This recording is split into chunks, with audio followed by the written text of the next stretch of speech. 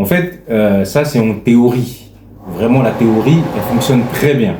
La théorie, ça nous permet justement de pouvoir établir des bases. Maintenant, dans la pratique, c'est autre chose, effectivement. Bon, tu commences, je commence, qui commence? Je commence, d'accord. Vas-y, je prends la main. Bonjour la team. Salut. J'espère que vous allez bien. Aujourd'hui, on va aborder un sujet qui touche tout le monde. Que vous soyez en couple ou en affaires, on va parler de l'art de façonner l'autre ou pas. Et surtout, comment utiliser cette dynamique pour créer un duo de feu. Et ce, à la fois dans le business et dans le couple, tout simplement. Oui, parce qu'on le sait, il y a souvent cette envie de changer l'autre, surtout dans le couple. Mais est-ce vraiment la bonne approche? Et surtout, comment tirer parti des forces de chacun pour réussir ensemble? Et la première question à se poser, c'est doit-on vraiment chercher à façonner l'autre? Beaucoup de gens entrent en couple avec l'idée qu'ils vont améliorer leur partenaire. Mais est-ce que c'est vraiment productif? Je pense, au lieu de chercher à changer l'autre, on devrait plutôt apprendre à identifier ses forces et voir comment elles peuvent nous aider à atteindre nos objectifs communs. Par exemple, si l'un est plus créatif et l'autre est plus stratégique, il faut capitaliser là-dessus. Exactement. Plutôt que de dire change ceci, change cela, on peut dire comment est-ce qu'on peut utiliser ça pour notre avantage dans nos projets de vie ou de business, tout simplement. Alors maintenant, passons au concret. Comment utiliser cette complémentarité dans le business? Beaucoup de couples hésitent à se lancer dans le business ensemble, de peur tout simplement que ça crée des tensions. C'est vrai, mais si chacun connaît son rôle, ça peut être une force incroyable. Prenez l'exemple des entreprises familiales. Chacun a un domaine d'expertise et ça peut éviter les conflits. Et surtout, il faut savoir séparer les moments, donc que ce soit les business ou les moments de couple. C'est pas toujours évident, mais c'est vraiment important. Alors, qu'est-ce qu'on peut faire concrètement pour que ça puisse marcher? Et donc, je vous donne 3 conseils à appliquer absolument dans ce cas. Premier conseil, connaissez vos forces et vos faiblesses. Qui est le leader, qui est le suiveur dans tel ou tel domaine? Deuxième point, communiquez sans cesse. On va tout simplement se dire les choses, même quand ça dérange. Troisième point, soutenez-vous mutuellement. Alors, ce n'est pas une compétition.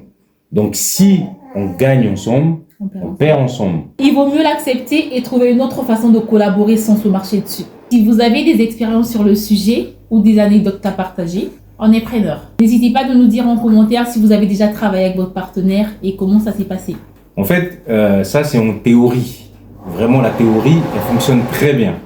La théorie, ça nous permet justement de pouvoir établir des bases. Maintenant, dans la pratique,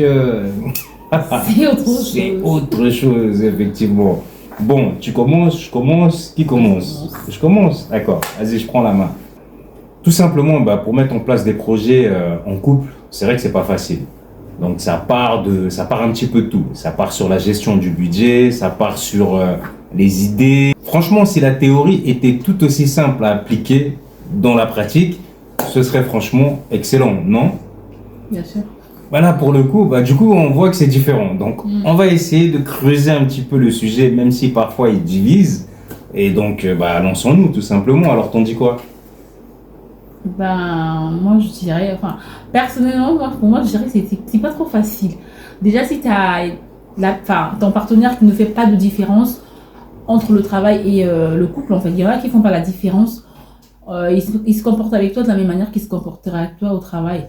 Et il y en a qui prennent un peu le dessus et tout ça, c'est un peu compliqué, hein. Parce que là, des fois, ils te parlent mal et tout ça. Si t'as pas trop de recul, tu vas oublier que tu es au travail, tu vas péter un plomb et tout, tu vas le voir chier devant les travailleurs et tout ça. Et ça, c'est un peu chaud quand même, franchement. Après, il faut vraiment avoir du maîtrise. Il y en a qui ont du maîtrise et tout ça. Tu as essayé de faire la part de choses. Tu sais que là, je suis au travail, je peux pas me comporter de telle façon au travail. Mais il y en a d'autres, ils font pas la différence, hein. Que ça soit au travail ou à la maison, ils te parlent comme si tu t'en manques rien, quoi. Et ça énerve. Effectivement, donc comme elle le dit, il faut savoir faire la part des choses. À un moment, faut trouver donc la nuance qui permet justement de scinder un peu les deux parties. Donc d'un côté, effectivement, le boulot avec tout ce que ça demande et tout ce que ça nécessite, et de l'autre, le couple. Après, quand vous êtes tous les deux dans la même pièce, etc., quand vous avez des employés, après tout dépend. Hein, si vous êtes dans un grand espace et qu'il y a tous vos employés parce que vous préférez travailler de cette manière, là, effectivement, sur des moments de crise, la gestion, elle est différente. Vous pourrez avoir des tensions et à ce moment-là, un petit mot qui part, non, mais voilà. Devant les employés, c'est vrai que c'est pas très beau. Donc, voilà. Donc, après, il y a aussi peut-être un espace de travail qui doit être aménagé différemment lorsque, par exemple, on travaille en couple. Parce que ça, c'est des choses qu'il faut carrément prendre en compte. Parce que sinon, effectivement, donc ça fout en l'air d'un couple, quoi. Donc ça se dispute, ça commence par ça, et puis voilà, ça continue dans la voiture. Ah, mais t'as vu comment tu m'as parlé devant les employés, t'as vu ce que tu m'as fait comme reproche devant les gens. Et puis on oublie à ce moment-là, on oublie qu'on n'est plus au travail, mais voilà, mais il y a quelques minutes, on était effectivement au travail, mais là, on zappe.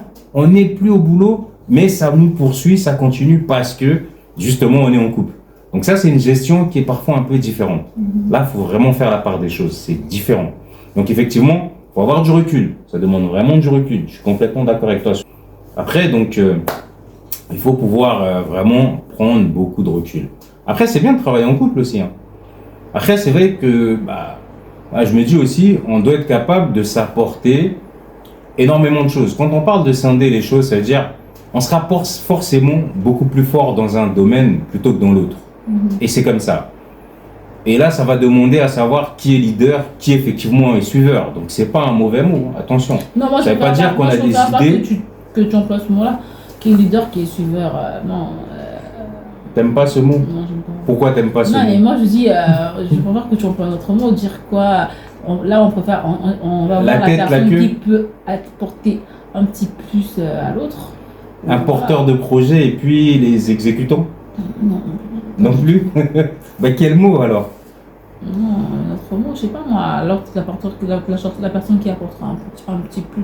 Vous voyez déjà, par exemple, ça, on ne se met pas d'accord sur un mot. Vous voyez, alors que les choses portent un mot. Mais effectivement, quand on est en couple, c'est différent. Si c'était son patron au boulot qui lui disait non, employé, faites ci, elle allait faire sans brancher, vous voyez, mais c'est différent. Employé, faites ci, il y a un minimum de respect. Oui, mais enfin, façon de parler. Si c'est ton patron qui te dit les choses d'une certaine manière et qui, par exemple, dans le cadre du travail, hausse le ton parce que effectivement tu fais pas ce qu'il faut, tu le prendrais pas de la même manière que si c'était ton mari. Pourquoi faire cette c'est différent.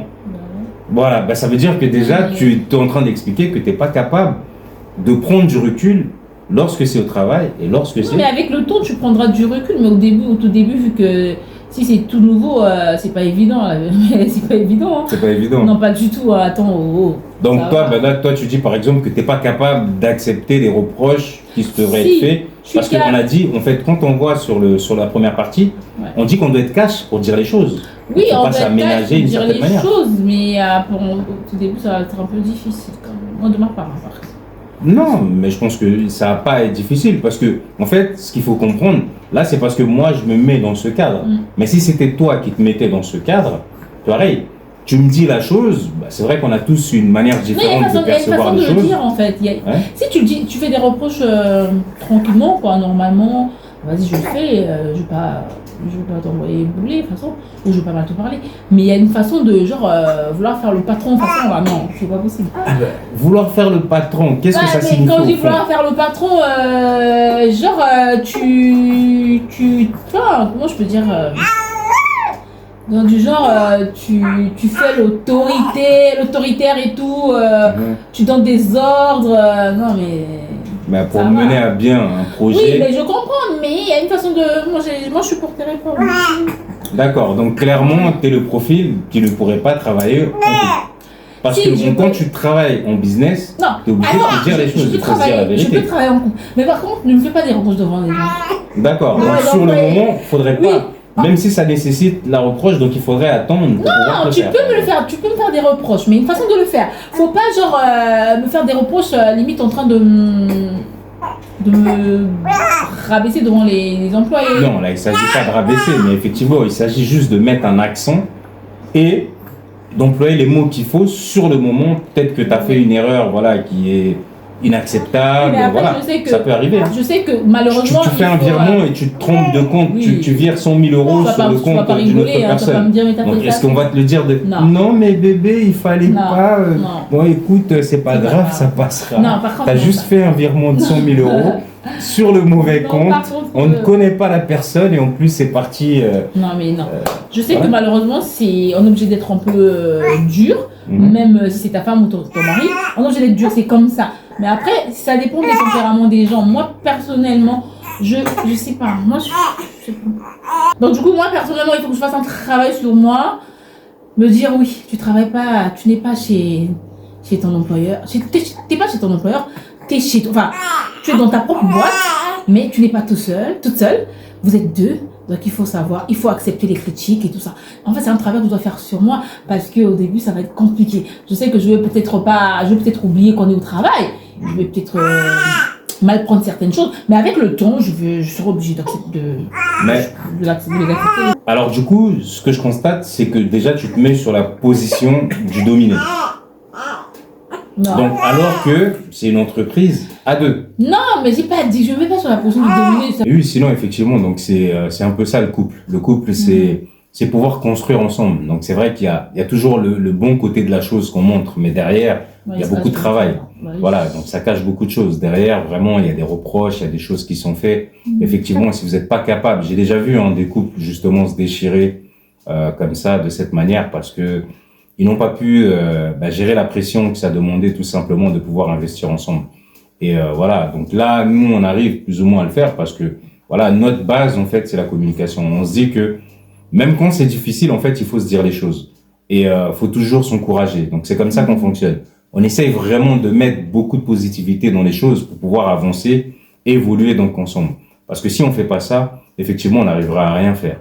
Donc après, c'est vrai que le sujet le plus percutant, le plus celui-là, pour ceux qui avaient suivi déjà l'ancienne vidéo, c'est ça, c'est au moment où il faut se déplacer. Ça, c'est vraiment le sujet qui cloche et qui fâche surtout. C'est le sujet, voilà. Mais bon, on trouve toujours des compromis et on s'arrange à faire ce qu'il faut.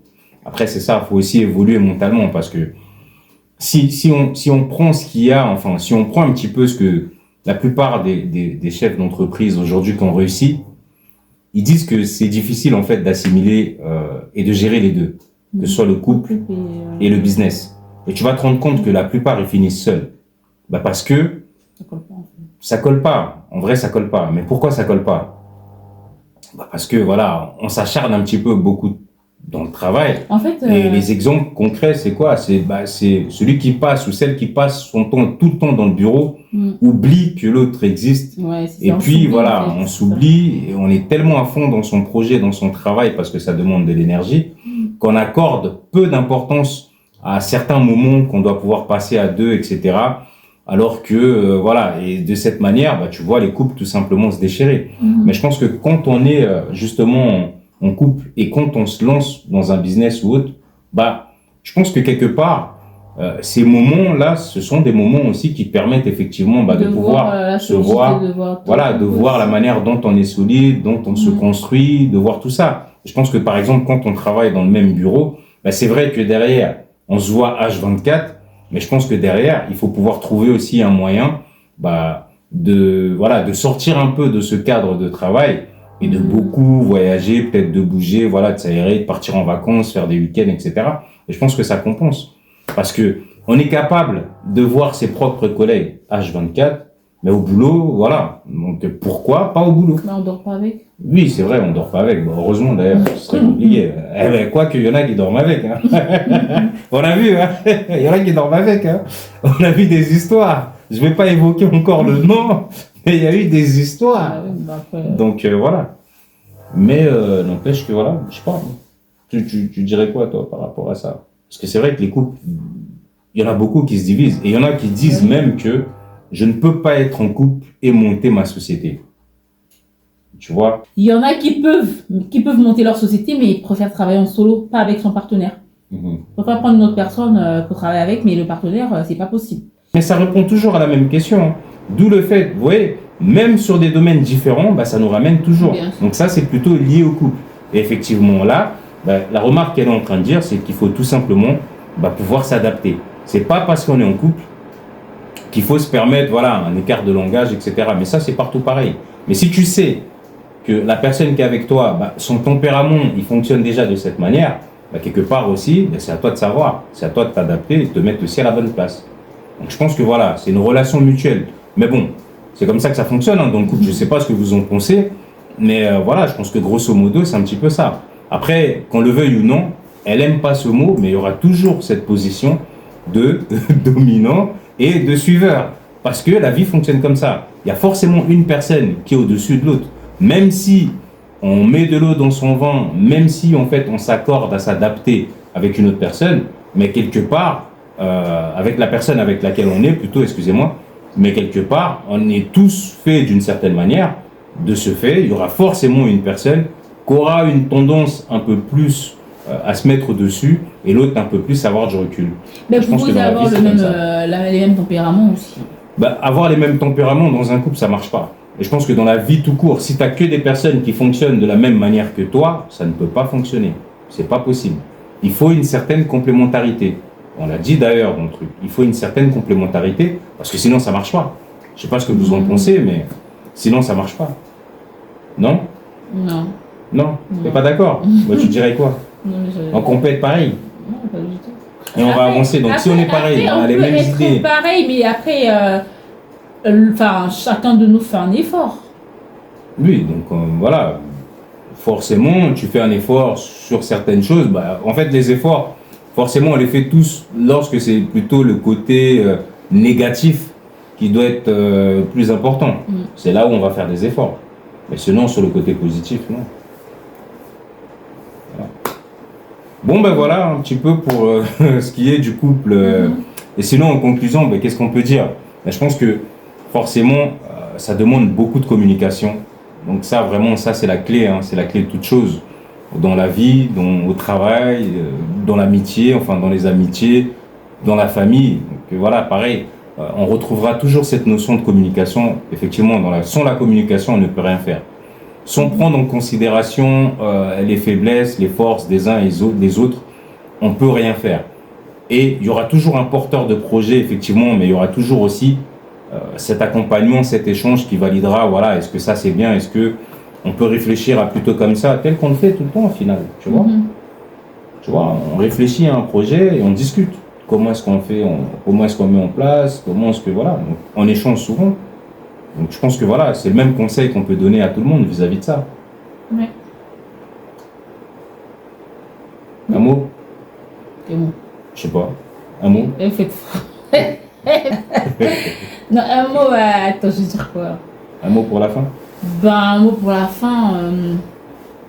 N'hésitez pas d'investir en couple. Après, si vous vous sentez prêt ou prête, oui, vous pouvez le faire, mais si vous ne vous sentez pas, ne le faites pas. Voilà. Bah, je suis un peu du même avis. Je rajouterais juste que, qu'importe, il faut toujours se lancer. Tant qu'on ne se lance pas, en fait, on ne peut pas savoir ce qu'il y a derrière. Donc, que ce soit en couple ou pas, lancez-vous. Et surtout, si vous le faites en couple, donc lancez-vous et essayez de mettre beaucoup de communication pour améliorer tous les points, en fait, qui vont nécessiter justement un accord des deux parties, tout simplement. Voilà, lancez-vous, vraiment lancez-vous. C'est tout ce que je rajouterais. Lancez-vous. Et je pense que la communication est là pour tout faire. Voilà. Et entourez-vous. Voilà. Des bonnes personnes. Ouais, bah oui, parce qu'il y a des personnes aussi qui sont là que pour démotiver les gens. Ça, ce serait un autre sujet, mais on va en parler de celui-là aussi. Voilà la famille, donc merci en tout cas de nous avoir suivis. On vous dit à très bientôt. Et on vous dit à très bientôt, n'hésitez pas de vous abonner, de liker et partager. Ciao. Merci, ciao.